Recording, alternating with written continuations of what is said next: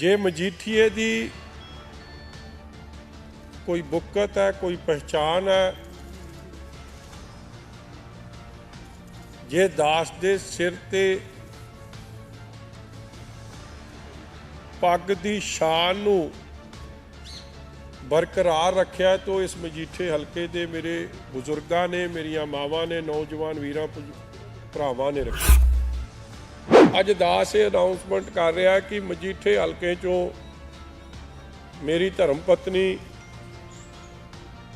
गनीव कौर जी उत्थों इलैक्शन लड़नगे और दास अमृतसर ईस्ट श्री अमृतसर साहब की पूर्वी हल्के तो इलैक्शन लड़ूगा। मेरे लिए बहुत ही इमोशनल ते भावुक होने वाला यह जिहा एक जिंदगी च कई हालात बनते हैं, अपनिਆਂ ਨੂੰ कदे छड्डिया नहीं जा सकता। और खास तौर पर मजीठीए ਨੂੰ ਇਹ गल नहीं मेरे बुजुर्गों ने सिखाई कि जिन्हां ने हमेशा थोड़ी बांह फड़ के रखी होवे उन्हां दी बांह तुसीं कदे मर जिओ, मिट जिओ, कट जिओ, मगर उन्हां दी बांह ना छड्डिओ। जिथे भी मैं अमृतसर पूर्वी च जांदा सी मैनूं एक सवाल हुंदा सी कि जद तू दोवें सीटां जित जाएगा ते तू सीट किहड़ी रखेगा। चुनौती वाला फैसला लेना पै रहा कि आ न्याणा भरा चंगा कि आ भरा चंगा, भरा दोवें चंगे ने।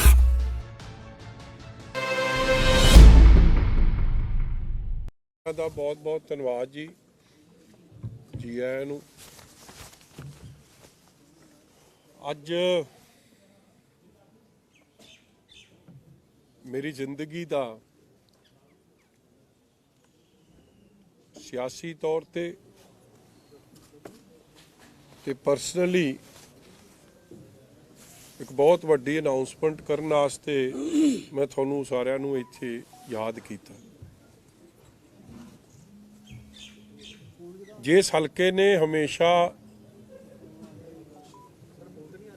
मेरे सिर ते, मेरे परिवार दे सिर ते अपना मेहर भरिया हथ रखिया,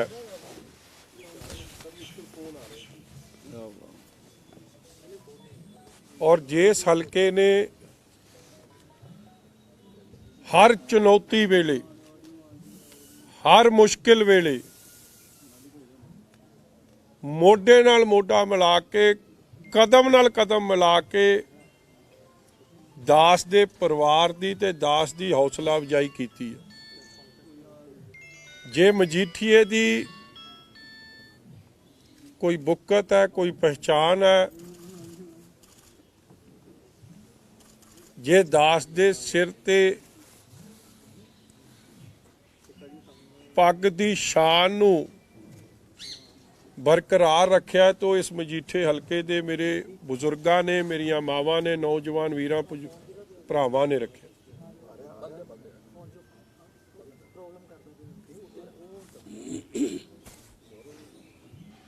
और अज ये फैसला जो दास ऐलानन लग्या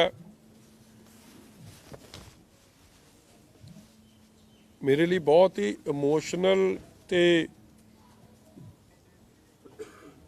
भावुक होने वाला यह जिहा एक जिंदगी च कई हालात बनते हैं, अपनिਆਂ ਨੂੰ कदे छड्डिया नहीं जा सकता। और खास तौर पर मजीठीए ਨੂੰ ਇਹ गल नहीं मेरे बुजुर्गों ने सिखाई कि जिन्हां ने हमेशा थोड़ी बांह फड़ के रखी होवे उन्हां दी बांह तुसीं कदे मर जिओ, मिट जिओ, कट जिओ, मगर उन्हां दी बांह ना छड्डिओ। मगर सियासी जीवन च, जिंदगी च कई मोड़ यह जे आउंदे आ जदों तुहानूं बहुत वड्डे फैसले लैणे पैंदे आ। चुक दो, परे कर दो। ਉਹ ਫੋਨ ਵੀ ਚੁੱਕ ਲੋ ਨੇ ਦੋਵੇਂ ਚੁੱਕ ਦੋ ਜੀ। ਮਾਈਕ ਵਾਈਬ੍ਰੇਸ਼ਨ ਲੈਂਦੇ ਆ। ਮੈਂ ਤਾਂ ਆਫਲਾਈਨ ਚੁੱਕਦੇ ਕਿਉਂ ਨਹੀਂ, ਚੁੱਕ ਹੀ ਦਿਓ। ਕੀ ਦਾ ਫੋਨ ਹੈ ਇਹ? ਅੱਜ ਤੇ ਆਫਲਾਈਨ ਕੀਤੇ ਸਾਰੇ। ਸਾਰੇ ਪਾਸੇ ਕਰ ਦੋ ਬੰਦ ਕਰ ਮੈਂ ਮੇਰੇ ਬੰਦ ਹੀ ਹੈ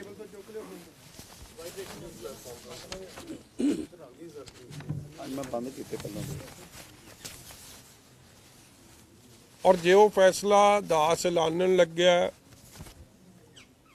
ਅੱਜ ਸਾਰੇ ਮਜੀਠੇ ਦੇ ਮੇਰੇ ਸੱਜਣ ਜਿਨ੍ਹਾਂ ਨੇ ਮੇਰੀ ਹਰ ਲੜਾਈ 'ਚ, ਚਾਹੇ ਉਹ 2007 ਦੀ ਸੀ, ਚਾਹੇ 2009 ਦੀ ਪਾਰਲੀਮੈਂਟ ਦੀ ਨਵਜੋਤ ਸਿੱਧੂ ਦੀ ਇਲੈਕਸ਼ਨ ਸੀ, ਚਾਹੇ 2012 ਦੀ ਦਾਸ ਦੀ ਇਲੈਕਸ਼ਨ ਸੀ, 2014 ਦੀ ਜੇਟਲੀ ਸਾਹਿਬ ਦੀ ਇਲੈਕਸ਼ਨ ਸੀ, 2017 ਦੀ ਦਾਸ ਦੀ ਇਲੈਕਸ਼ਨ ਸੀ, ਜਾਂ 2019 ਦੀ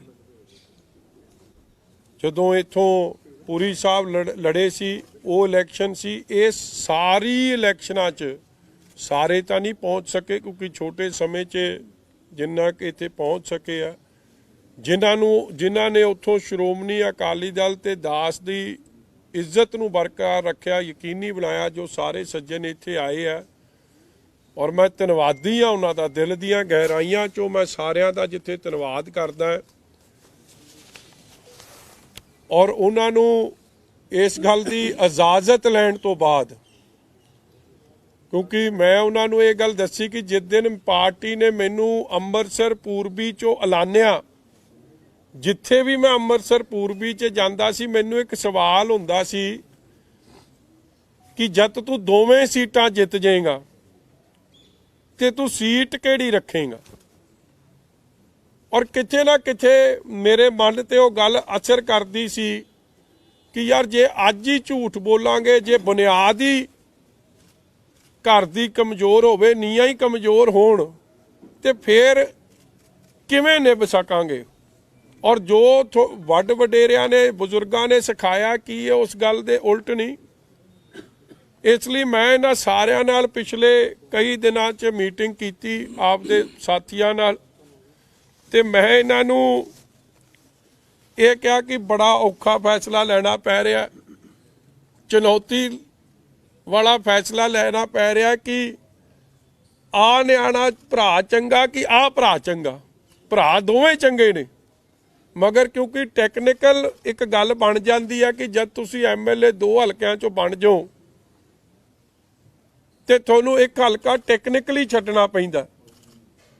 ਇਸ ਲਈ ਇਹ ਫੈਸਲਾ ਮਜੀਠੇ ਦੇ ਨਿਵਾਸੀਆਂ ਦਾ ਦਿਲ ਦੀਆਂ ਗਹਿਰਾਈਆਂ 'ਚੋਂ ਦੋਵੇਂ ਹੱਥ ਜੋੜ ਕੇ ਉਹਨਾਂ ਦੀ ਇਜਾਜ਼ਤ ਲੈਣ ਤੋਂ ਮਗਰੋਂ, ਉਹਨਾਂ ਦਾ ਆਸ਼ੀਰਵਾਦ ਲੈਣ ਤੋਂ ਮਗਰੋਂ, ਉਹਨਾਂ ਦੀ ਥਾਪੀ ਲੈਣ ਤੋਂ ਮਗਰੋਂ ਅੱਜ ਦਾਸ ਇਹ ਅਨਾਉਂਸਮੈਂਟ ਕਰ ਰਿਹਾ ਕਿ ਮਜੀਠੇ ਹਲਕੇ 'ਚੋਂ ਮੇਰੀ ਧਰਮ ਪਤਨੀ ਗਨੀਵ ਕੌਰ ਜੀ ਉੱਥੋਂ ਇਲੈਕਸ਼ਨ ਲੜਨਗੇ, ਔਰ ਦਾਸ ਅੰਮ੍ਰਿਤਸਰ ਈਸਟ ਸ੍ਰੀ ਅੰਮ੍ਰਿਤਸਰ ਸਾਹਿਬ ਦੀ ਪੂਰਬੀ ਹਲਕੇ ਤੋਂ ਇਲੈਕਸ਼ਨ ਲੜੂਗਾ।